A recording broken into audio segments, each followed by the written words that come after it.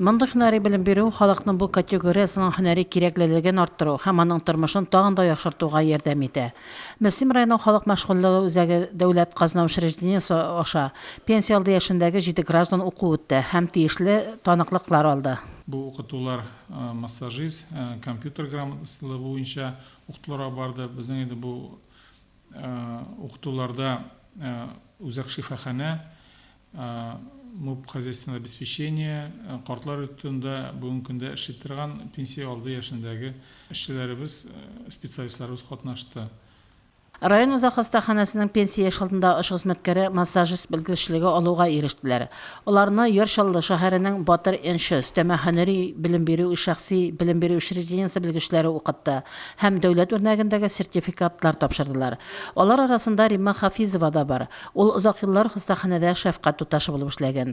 Лаеклы ялга чыккачта Римма Варатовна 5 ел дәвамында массажист хезмәте күрсәтә ала. Татарстан Республикасында милли проектлар кысаларында эшләп килүче демография проекты миңа өстәмә һөнәр үзләштерергә ярдәм итте. Мин массажистка һөнәре алдым һәм 5 ел шушы юнәлештә эшләү мөмкинлеге бирде. Дәүләтебезгә зур рәхмәт. Һөнәр өйрәнергә беркайчан да соң түгел. Пенсия алды яшендәге гражданнарга бу бигрәк тә мөһим. Бу юнәлештә дәүләт ярдәмендә булу өлкәннәребезгә яңа мөмкинлекләр ача. Фәрдә Гантинова, Вадим Меңлебаев, Мөслим телевидениесе.